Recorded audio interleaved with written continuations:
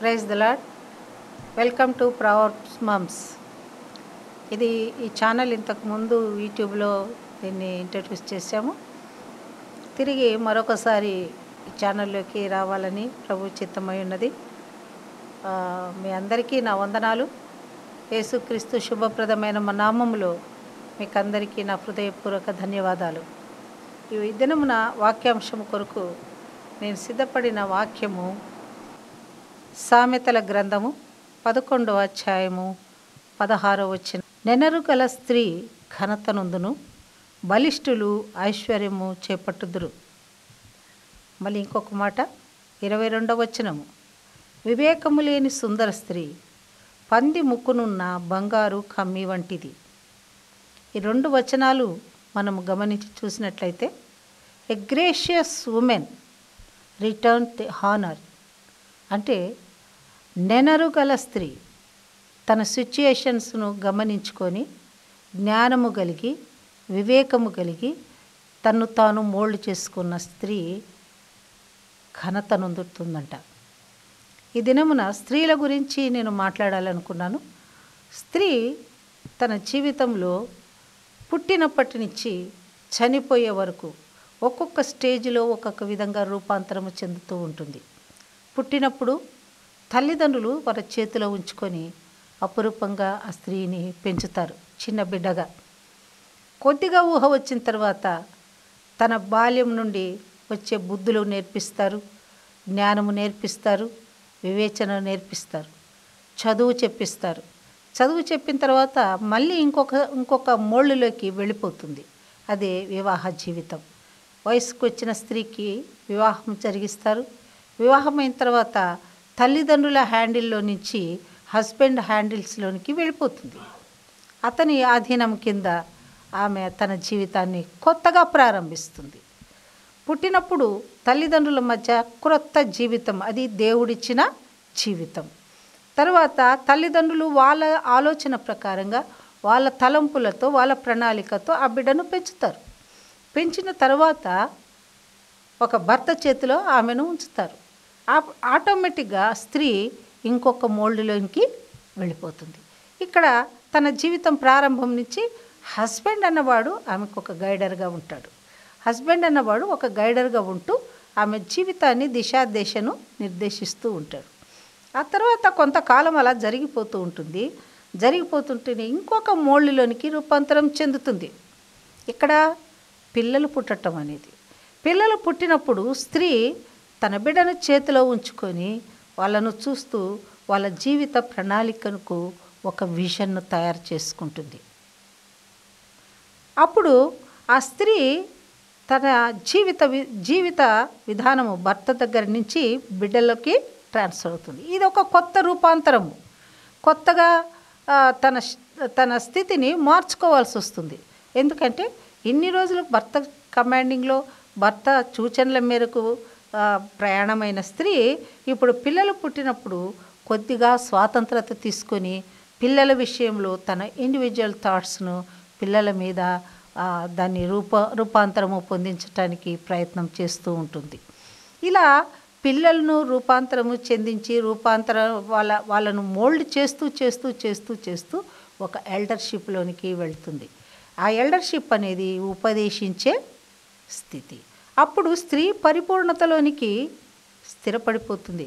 ఎందుకు అనంటే తల్లిదండ్రులు చెప్పించింది, భర్త చూపించింది, భర్త నడిపింపు, అత్తమామల నడిపింపు, చుట్టుపక్కల ఉన్న ఆడపడుచుల నడిపింపు, రకరకాల మనుషుల మధ్యన మింగిలైన తన అనుభవాన్ని మనసులో ఉంచుకొని తన బిడ్డలు ఫ్యూచర్లో ఎలా ఉండాలి అని ఆలోచన చేసి వాళ్ళను మోల్డ్ చేస్తుంది.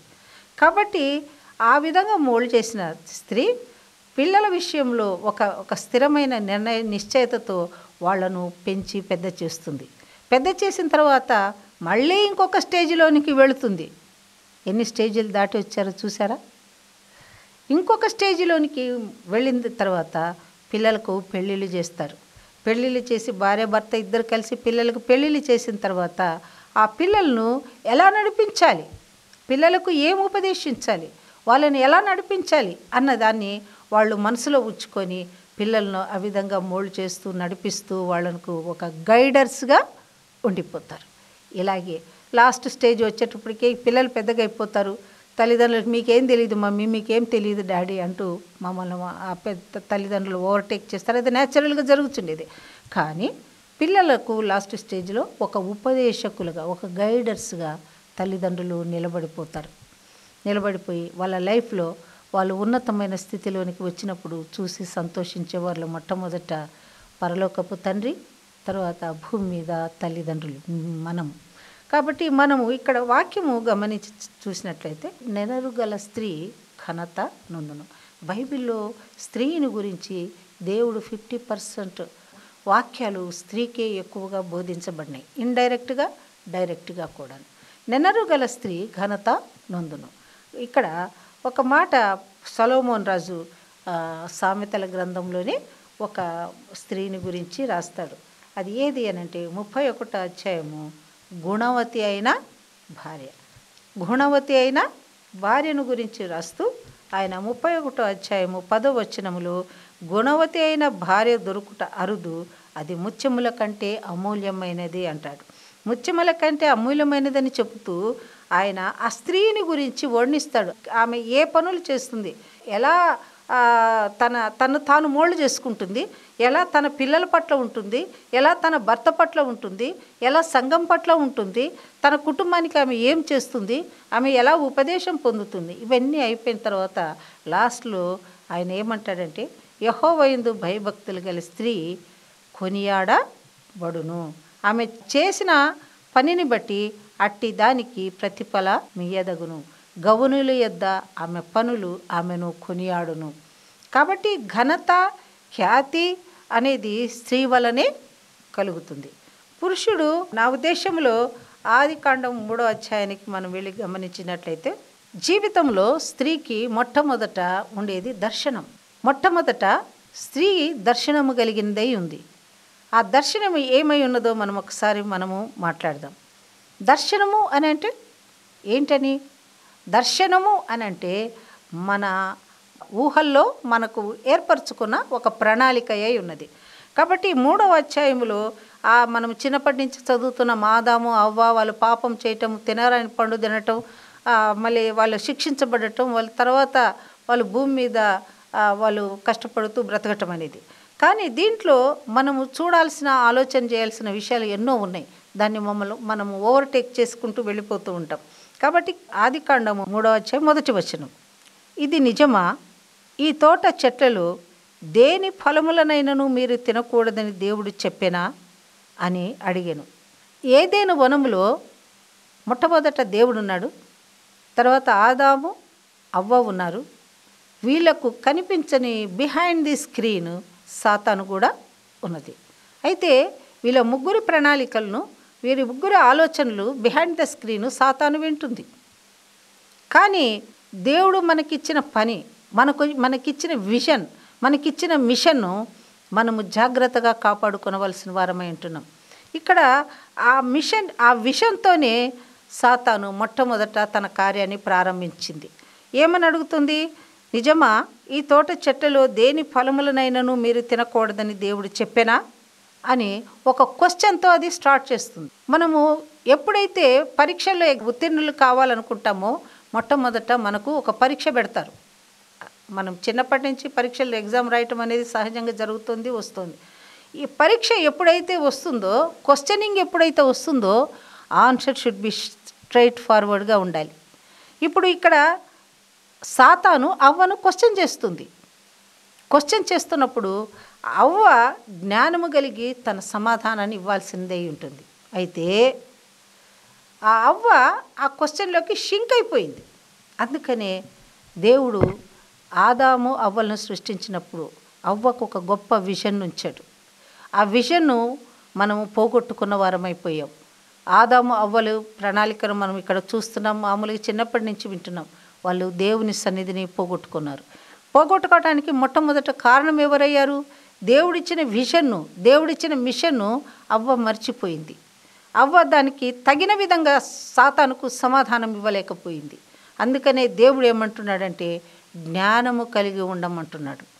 జ్ఞానము లేక నా జనులు నశించిపోతున్నారని అంటున్నాడు. కాబట్టి ఎప్పుడైతే స్త్రీ ఆత్మీయ జ్ఞానమును, ఆత్మీయ విషన్ను, ఆత్మీయమైన మిషన్ను కలిగి ఉంటుందో తన బిడ్డలను సక్సెస్ఫుల్గా దేవుని సన్నిధిలో బలమైన బాణములుగా మార్చే శక్తి కలిగినదై ఉంటుంది. కాబట్టి ఇక్కడ వాక్యం ఏం చెప్తుంది? సాతాను అవ్వను ట్యాకిల్ చేసింది. అవ్వను ట్యాకిల్ చేసినప్పుడు జ్ఞాన వివేక శూన్యురాలయ్యి అవ్వ తన విషన్ను మర్చిపోయి ఆ సాతాను దృష్టిలో తన దృష్టి కలిపి చూస్తోంది. జాగ్రత్త. దేవుడు మనకు చిన్న బిడ్డలనిచ్చాడు. మన సంతానము భూమి మీద బలవంతులుగా, వివేకవంతులుగా, దేవుని చిత్తము, దేవుని ప్రణాళిక నెరవేర్చే బిడ్డలుగా దేవుడు చూడాలన్నది దేవుని ప్రణాళిక, దేవుని ఆశ. నిన్ను నన్ను దేవుడు సృష్టించాడంటే ఆయనకు ఒక ప్రణాళిక ఉన్నది, ఆయనకు ఒక ఆలోచన ఉన్నది. మనకు దేవుడు బిడ్డలను ఇస్తున్నాడంటే ఆ బిడ్డల పట్ల ఎటువంటి ప్రణాళిక కలిగి స్త్రీ వాళ్ళను మెంట్ చేయాలా, ఎటువంటి ప్రణాళిక కలిగి దేవునిలో వాళ్ళను పెంచాలన్నది దేవుని ఆలోచన. అయితే దేవుని ఆలోచన స్త్రీ తీసుకోకుండా ఇప్పుడు నవ్వేడేస్ ఉంటున్న స్త్రీల పరిస్థితి గమనించినప్పుడు చాలా బాధాకరంగా అనిపిస్తుంది. చాలా బాధాకరం అంటే ఎట్లంటే, వాళ్ళు అత్తమామలు ఉండకూడదు, ఆడబిడ్డలు ఉండకూడదు, నేను నా భర్తే ఉండాలి, నేను నా పిల్లనే పెరగాలి, నేను ఈ స్వార్థం అనేది ఎప్పుడైతే మనిషిలో కూడుకుంటుందో ఆ స్వార్థాన్ని బట్టి మనిషి తన ఆత్మీయ జీవితాన్ని లిమిటెడ్ చేసుకుంటున్నాడు. ఆలోచన ఇచ్చేవారు లేరు. మనకు సమయోచితమైన జ్ఞానం ఇచ్చి నడిపించే పెద్దలు మనం వెనక లేనప్పుడు మనముగానే ఆలోచన చేస్తూ మన జీవితాన్ని నడిపించుకుంటున్నాం. కాబట్టి స్త్రీకి ఉండవలసినది ఆత్మీయ జ్ఞానము మొట్టమొదట కలిగి ఉండాలి. ఈ బిడ్డను దేవుడు నాకు ఇస్తున్నాడు, ఈ దేవుని చిత్తం ఏమైనది, దేవుని ప్రణాళిక ఏమైనది, దేవునికి కొరకు నేను ఈ బిడ్డను ఎలా పెంచాలి అన్న ఆలోచనతో, భయముతో, వణుకుతో మన బిడ్డల్ని ఈ భూమి మీద పెంచవలసిన వారమై ఉంటున్నాం. ఎందుకు అనంటే స్త్రీకి దేవుడిచ్చిన ఒక రెస్పాన్సిబిలిటీ ఏంటంటే, ఆయన స్త్రీతో నీ ప్రసవమును నీ గర్భవేదనను నేను మిక్కిలి హెచ్చించెదను, వేదనతో పిల్లలను కందువు, నీ భర్త యొడల నీకు వాంఛ కలుగును, అతడు నిన్ను ఏలునని చెప్పెను. కాబట్టి దేవుడు ఇంకొక మాట కూడా స్త్రీకి చెప్తున్నాడు, మరియు నీకును స్త్రీకిని, నీ సంతానమునకును ఆమె సంతానమునకును వైరము కలుగజేసేదను. కాబట్టి దేవుడు ముందుగానే స్త్రీని హెచ్చరిస్తున్నాడు. నీ సంతానానికి, సాతాను సంతానానికి, నీ సంతానమునకును ఆమె సంతానమునకును వైరము కలుగజేసేదను. సాతాను సంతానమునకును స్త్రీ సంతానానికి ఎల్లవేళలా వైరము కలిగి ఉంటారు. కాబట్టి నీ సంతానాన్ని సాతాను సంతానముతో వైరములో జయించేవారిగా మొట్టమొదట నీ పిల్లలను పెంచవలసిన బాధ్యత స్త్రీకి దేవుడు అప్పగిస్తున్నాడు. దీనిని మొట్టమొదట స్త్రీ గ్రహించాలి. కాబట్టి ఈ వైరము, ఈ గొడవ, ఈ కొట్లాట ఏ విధంగా దీన్ని నేను సాతానును నా బిడ్డ చితకు కొట్టి జయశాలిగా జీవించగలడు అన్న దానిని, అన్న వ్యూలో దేవుని ప్రణాళికను గుర్తించగలిగి ఉండాలి. కాబట్టి ఇప్పుడు మనం ఆలోచన చేస్తుంది, నా కొడుకు ఇంజనీర్ అవుతాడా, నా కొడుకు డాక్టర్ అవుతాడా, నా కొడుకు యాక్టర్ అవుతాడా, లేకుంటే ఇంకా ఏదేదో ఉన్నతమైన స్థితిలో ఫారిన్కి వెళ్ళాలి, ఇంకా డబ్బు సంపాదించాలి, స్టేటస్ రావాలి. ఇవన్నీ కూడా మానవ రీతిగా శారీరానుసారమైన మనస్సు కలిగి మనము ఆలోచన చేస్తున్నప్పుడు కరెక్ట్గా దాని ట్రాప్లో మనము ఉన్నామని అర్థమవుతుంది. ఎందుకు? ఇది తినవచ్చా, దేవుడు మీకు ఇలాగూ చెప్పేనా అని అడుగుతున్న ప్రశ్నలోనే దాని యొక్క ఉద్దేశాలు నీ మైండ్లోకి ఇన్సర్ట్ చేస్తుంది.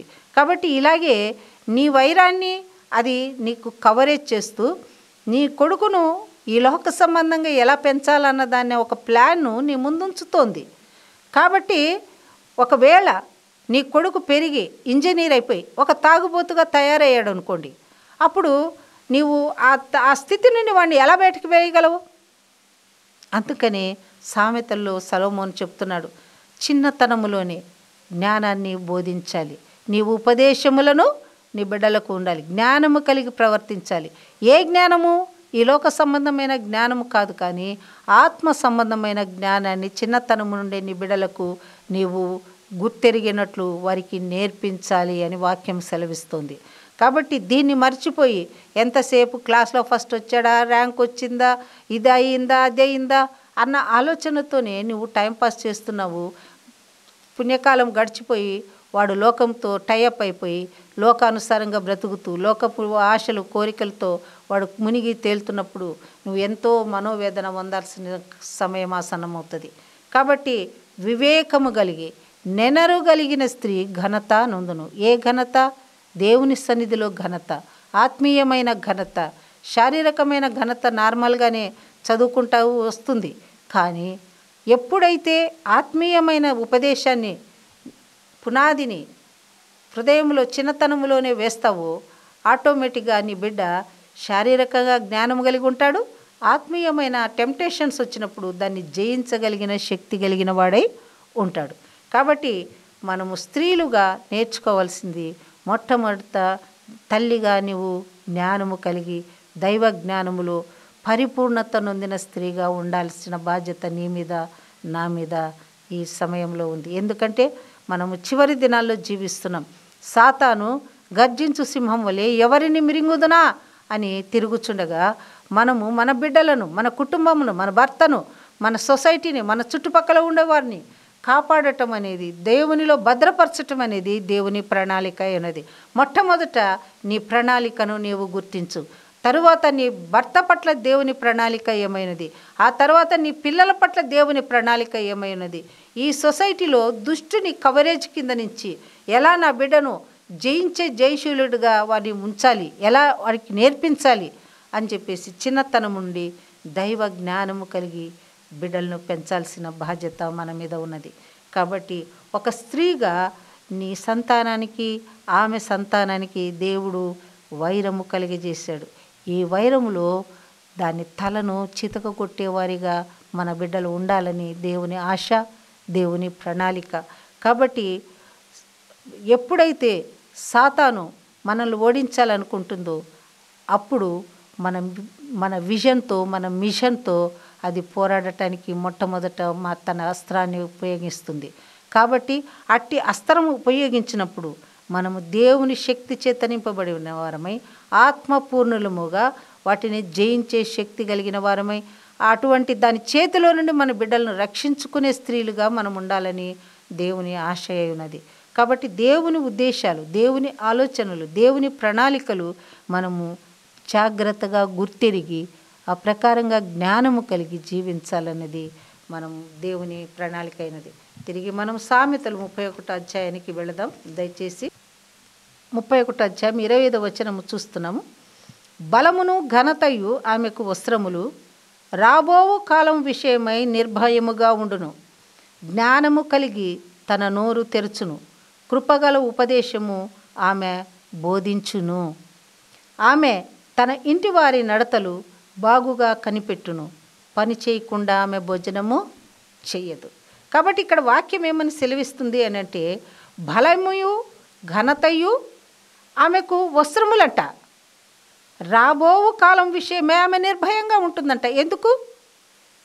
ఆమెకు ఫ్యూచర్లో జరగబోయేది ఏంటి, ఫ్యూచర్లో ఏ విధంగా సాతాను నా పిల్లల్ని అటాక్ చేస్తుంది, ఫ్యూచర్లో నా భర్తని ఏ విధంగా అటాక్ చేస్తుంది అనే ఒక విషను ఆమె కలిగి ఉంది. గుణవతి అయిన భార్యకు ఉండాల్సిన లక్షణములు ఏమిటంటే, మొట్టమొదట ఆమె ఒక విజన్ కలిగి ఉండాలి. విజన్ కలిగి ఉన్నప్పుడు వాళ్ళ జీవితాల్లో ఏమి జరుగుతుందో, ఏ విషయం వచ్చినా కూడా ఆమె నిర్భయంగా తన జ్ఞానము కలిగి తన నోరు తెరుస్తుందట. కాబట్టి జ్ఞానము కలిగిన స్త్రీ, నెనరు కలిగిన స్త్రీ, గుణవతి అయిన భార్య ఈ విధంగా ఉండాలని వాక్యము మనకు బోధిస్తుంది. కాబట్టి మనకు ఒక విజన్ అంటూ ఉండాలి. దేవుని ప్రణాళికను నిశ్చయంగా ఎగ్జాక్ట్గా గుర్తుపట్టగలిగిన వారమై ఉండాలి. మన పిల్లల విషయమే కావచ్చు, మన జీవితంలో విషయంలో కావచ్చు, మన భర్త విషయంలో కావచ్చు, మన కుటుంబ సభ్యుల విషయంలో, మన చుట్టూ ఉన్న సొసైటీ విషయంలో ఒక నిశ్చయత కలిగి ఉండాలి. నిశ్చయత ఎప్పుడైతే నీకు వస్తుందో ఆటోమేటిక్గా భయం అనేది పోతుంది. ఇప్పుడు ఒక బిడ్డను ఒక చోటికి పంపించాలా, ఉద్యోగ విషయమో చదువు విషయం అంటే చాలా భయపడిపోతుంటారు తల్లిదండ్రులు. ఎందుకు? అక్కడ ఏముందో, ఏం జరుగుతుందో, నా బిడ్డలు ఎలాగుంటారో, ఎలా ట్యాకిల్ చేస్తారో, ఎవడన్నా వచ్చి చెడు మార్గం నేర్పిస్తాడేమో. అయితే ఎప్పుడైతే నీ ఫౌండేషన్ కరెక్ట్గా ఉంటుందో, నీ బిడ్డలకు కూడా అదే ఫౌండేషన్ వేసే తల్లివై ఉంటావు. కాబట్టి రాబో కాలం విషయమై ఆమె నిర్భయముగా ఉండును, జ్ఞానము కలిగి తన నోరు తెరుచును. దైవ జ్ఞానము కలిగి ఉన్నప్పుడు స్త్రీ జ్ఞానము కలిగి తన నోరు తెరిచి తన కుటుంబ సభ్యులకు ఆమె ఉపదేశాన్ని అందిస్తుంది. ఎప్పుడైతే నీ ఉపదేశమును కృపగల ఉపదేశం ఆమె బోధించును అని ఇక్కడ వాక్యం మనకు సెలవిస్తుంది. దేవుని కృప, దేవుని శక్తి, దేవుని మహిమ, మన దేవుడు ఎట్లా బలశౌర్యములు కలిగిన దేవుడు, మన దేవుడు ఎట్లా జ్ఞానము కలిగిన దేవుడు, మన దేవుడు ఎలా నడిపించే దేవుడు, ఎట్లా భీకరుడైన దేవుడు, మన దేవుడు ఎంత భయంకరుడైన దేవుడు, మన శత్రువుల పట్ల ఆయన ఏ విధంగా వ్యాజ్యమాడే దేవుడని నీ పిల్లలు గ్రహించాలి. మొట్టమొదట నీవు గ్రహించటమే కాదు, వారికి కూడా దాన్ని బోధించాలి. బోధించినప్పుడు వారు ఎట్టి పరిస్థితిలో ఉన్నా కూడా వారి స్థితిని వారు విడిచిపెట్టరు. వారు దైవత్వములో నుండి తొలగిపోరు. దుష్టుని ధైర్యము కలిగి ఎదుర్కొని బలవంతుని చేతిలో బాణముల వంటి వారుగా వారు ఉంటారని ప్రభు వాక్యము సెలవిస్తుంది. కాబట్టి స్త్రీగా మనకు దేవుడు మనల్ని ఏదో పిల్లలు కన్నామా, పెంచామా, వాళ్ళకి ఏదో చదువులు చెప్పించామా, ఉద్యోగం చెప్పించామా అన్నది క్వశ్చన్ కాదు. కానీ ఆత్మీయ జ్ఞానాన్ని బిడ్డలకు నేర్పించినప్పుడు వాడు పెద్దవాడైనప్పుడు దాని నుండి తొలగిపోడు. కాబట్టి మనము మన మీద ఎంతో గొప్ప ప్రణాళిక, ఎంతో బాధ్యత కలిగిన స్త్రీగా దేవుడు ఈ భూమి మీద మనల్ని పుట్టించాడు. కాబట్టి మనము బాధ్యత కలిగి, దేవుని జ్ఞానము కలిగి, దేవునికి ధైర్యాన్ని బిడ్డలకు బోధిస్తూ, దేవుని యొక్క జ్ఞానముతో చుట్టుపక్కల ఉన్న వాళ్ళని డీల్ చేస్తూ, మనకి ఏ అపాయము మన గుడారము సమీపించకుండా జాగ్రత్తగా కాచుకొనవలసిన వారమై ఉంటున్నాం. కాబట్టి ఈ వాక్యము చేత స్త్రీలముగా మనము హెచ్చరించబడి బలవంతుని చేతిలోని బాణములుగా మన బిడ్డలను తయారు చేస్తూ దేవునిలో వారిని స్థిరపరుస్తూ మనము ఒక విజయవంతమైన స్త్రీలముగా మనము ఈ లోకంలో ఉండాలని దేవుని ఆశ, దేవుని ప్రణాళిక ఉన్నది. దేవుడి ఈ వాక్యము ద్వారా మిమ్మల్ని బలపరచాలని దేవుని ప్రార్థన చేస్తూ ముగిస్తున్నాను. Praise the lord.